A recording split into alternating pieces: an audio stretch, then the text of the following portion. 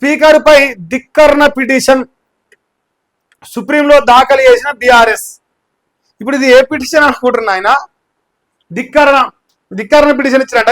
దీని పాయింట్ ఏంటంటే, రేవంత్ రెడ్డి గారు ఒక మాట చెప్పిండు, ఫిరాయింపు ఎమ్మెల్యేలు గతంలో కూడా బీఆర్ఎస్ లోకి వేరు, కాంగ్రెస్ నుంచి వాళ్ళ పైన అనర్హత వేటు పడలేదు, ఇవాళ ఎందుకు పడుతుంది అని ఒక కథ లీడ్ చూసినారు. ఒకప్పుడు ఒక కథ లీడ్ చూసినా ఆ కథ ఇక కాకమ్మ కథలు అయిపోయింది, పాపసింతగా పచ్చలు అయిపోయి చూసి చూసి చూసి మళ్ళీ సుప్రీంకోర్టుకి దిక్తారు వాళ్ళు.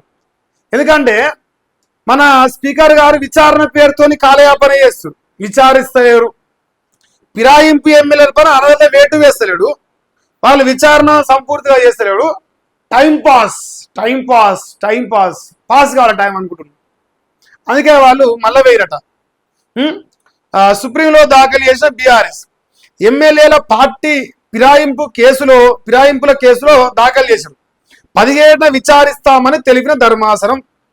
స్పీకర్ గారు మన సుప్రీంకోర్టు నియమ నిబంధనలు కూడా పట్టించుకోలేడు, వాళ్ళు ఇచ్చిన ఆదేశాలు కూడా పట్టించుకోలేడు. నాయన 3 నెలలు టైం ఇచ్చి నువ్వు ఇది చేయ అంటే లేదు నాకు రేవంత్ రెడ్డి సుప్రీం అంటుండు. సుప్రీంకోర్టుతోని నువ్వు సుప్రీం ఎట్లయితావు, రేవంత్ రెడ్డికి అనుకూలంగా ఎట్లా పనిచేస్తావు, నువ్వు స్పీకర్ పాత్రలో ఉన్నావు, నువ్వు వాళ్ళ పైన విచారణ చేసి నీకు నీ చైర్కి గౌరవం ఇస్తున్నా అని చెప్పి సమయం ఇస్తే ఆయన యాక్షన్ తీసుకుంటలేడు.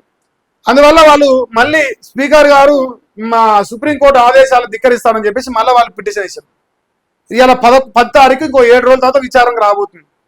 అంటే ఫిరాయింపు పందికోకులు ఉన్నాయి, 10 ఆ 10 పందికోకులు జర జాగ్రత్త, మీ పైన మళ్ళా నట్లు బిర్రి చేస్తారు, టైట్ పెట్టి బిర్రి చేసి మీ బతుకు మళ్ళా గుంచుతారు. జూబ్లీస్ లో గెలుస్తాను రేపో మాపో ఖైరతాబాద్ స్టేషన్ కనుపూరా రాజేంద్ర నగర్ ఇంకేదైనా. సో ఏదైనా సరే వదిలిపెట్టేలేదు, అస్సలు వదిలిపెట్టేలే.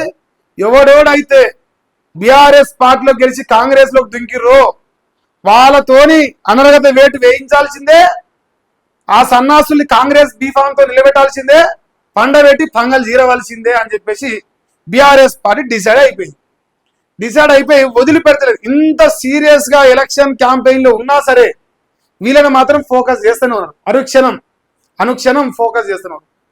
సో ఒకరు కాకపోతే ఒకరు నాయకులు దాన్ని సీరియస్ చేస్తా ఉన్నారు కేసుని. మళ్ళీ సుప్రీంకోర్టు మరి 17 తారీఖు మళ్ళా విచారణ చేయబోతున్నారు. కొత్త పిటిషన్ కి మరొక పిటిషన్ అన్నట్టు. ఇంకంతే, స్పీకర్ గారు దేక్తారు పట్టించుకుంటారని. మరి గడ్డం ప్రసాద్ గారు మరి జర చూడాలి మీరు ఒకసారి, మళ్ళా పిటిషన్ ఇచ్చిరంట. సో 17 దాకా వెయిటింగ్ ఎందుకు, ఓన్నో కానీ పారేది, వాళ్ళు కూడా కోపం తగ్గుతుంది.